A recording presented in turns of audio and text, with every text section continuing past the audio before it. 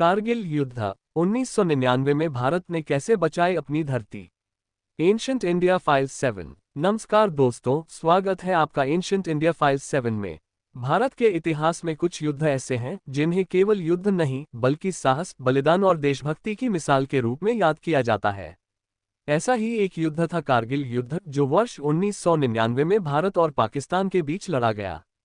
ये कहानी है उन भारतीय सैनिकों की जिन्होंने बर्फ से ढकी हजारों फीट ऊंची पहाड़ियों पर असाधारण परिस्थितियों में लड़ते हुए देश की सीमाओं की रक्षा की। आज की इस कहानी में हम जानेंगे कि कारगिल युद्ध की शुरुआत कैसे हुई, पाकिस्तान की योजना क्या थी, भारतीय सेना ने इसका जवाब कैसे दिया और आखिरकार भारत ने ये युद्ध कैसे जीता। कारगिल युद्ध की शुरुआत कैसे हुई। साल 1999 की शुरुआत में भारत और पाकिस्तान के बीच तनाव के बावजूद दोनों देशों के बीच शांति की कोशिशें चल रही थीं। फरवरी 1999 में भारत के प्रधानमंत्री अटल बिहारी वाजपेयी ने लाहौर की यात्रा की और दोनों देशों के बीच संबंध सुधारने की उम्मीद जगी। लेकिन इसी दौरान पाकिस्तान की सेना ने एक गुप्त सैन्य योजना पर काम शुरू कर दिया। पाकिस्तानी सैनिकों और घुसपैठियों ने कारगिल, द्रास, बतालिक और आसपास के ऊंचे इलाकों में भारतीय सीमा के भीतर कई महत्वपूर्ण चोटियों पर कब्जा करना शुरू कर दिया। इनमें से कई स्थान समुद्र तल से लगभग 16 से 18 हजार फीट तक की ऊंचाई पर थे। शुरुआत में भारत को इस घुसपैठ की पूरी जानकारी नहीं थी। मई 1999 में भारतीय गश्ती दलों और स्थानीय चरवाहों से मिली जानकारी के बाद सेना को पता चला कि ऊंची चोटियों पर बड़ी संख्या में घुसपैठिए मौजूद हैं। जांच के बाद स्थिति की गंभीरता सामने आई। भारतीय सेना के सामने चुनौती बेहद कठिन थी।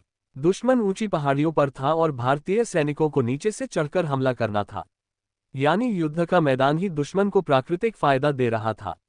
ऑपरेशन विजय। घुसपैठियों को भारतीय क्षेत्र से बाहर निकालने के लिए भारतीय सेना ने ऑपरेशन विजय शुरू किया।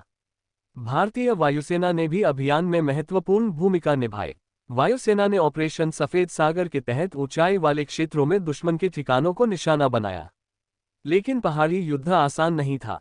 ऊंचाई पर ऑक्सीजन कम है और हम विजयी होकर दिखाएंगे चला जाता था। जिसके बाद 10 मई 1999 के दिन भारतीय सेना ने ऑपरेशन विजय की घोषणा कर दी। सेना की अलग अलग टुकड़ियां कश्मीर के विभिन्न हिस्सों से कारगिल बेस की ओर रवाना कर दी गईं, लेकिन अब तक पाक में कारगिल में कम से कम 1700 पाकिस्तानी जवानों ने घुसपैठ की थी और वो ऊंचाई पर अपने कैंप बनाकर बैठे थे। यानी चुनौतियों की कोई कमी नहीं थी, लेकिन उससे भी ज्यादा ताकतवर था इंडियन आर्मी का हौसला, जिसके साथ 15 मई 1999 के दिन भारतीय सेना ने पूरे सेक्टर में मोर्चा संभाल लिया। खामोश रातें थी, ठंड ऐसी कि हड्डियां जवाब देते, ऑक्सीजन इतनी कम जैसे सांस भी डर के मारे रुक गई हो।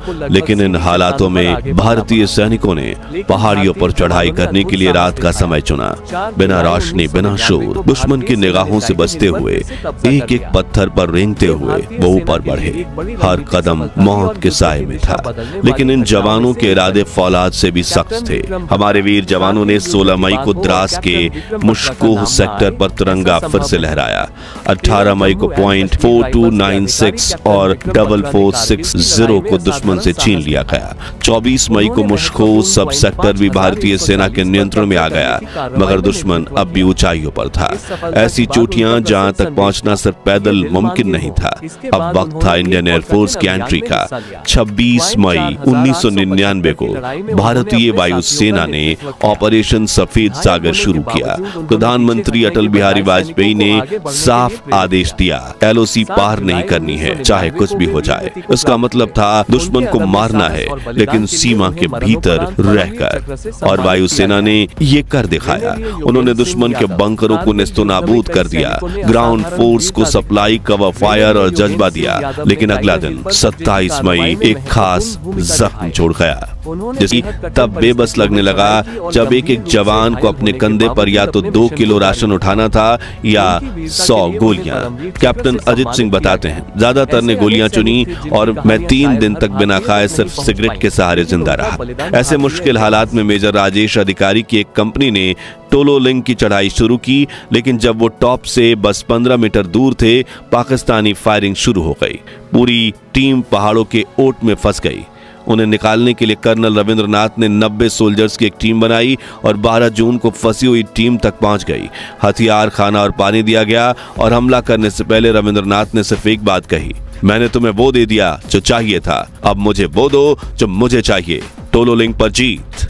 हमले में मेजर विवेक गुप्ता और उनके 6 सोल्जर्स शहीद हुए, लेकिन पहाड़ी पर तिरंगा लहरा उठा। यही था वो मोड़ जहां से बाकी जवानों का हौसला 7वें आसमान पर पहुंच गया और एक के बाद एक सारे पॉइंट्स दुश्मन के हाथों से छीन लिया गया, जिसमें भारतीय सेना घुसपैठियों को चुन चुन कर मौत के घाट उतार रही थी। इस तरह जून के दूसरे सप्ताह से भारतीय सैनिकों को जो मोमेंटम मिला वो काबिले तारीफ था। साथ ही वो जुलाई के अंत तक जारी रहा। आखिरकार नवाज शरीफ को युद्ध विराम के लिए अमेरिका की शरण में जाना पड़ा।